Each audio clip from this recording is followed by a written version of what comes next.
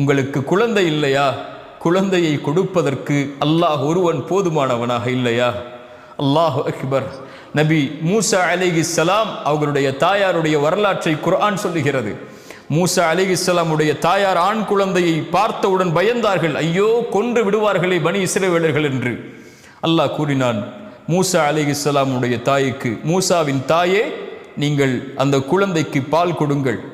பயந்தால், முடியாது என்று பயந்தால், அங்கு ஓடக்கூடிய அந்த நீரோடையில், அந்த ஆற்றில் அந்த குழந்தையை போட்டு விடுங்கள்.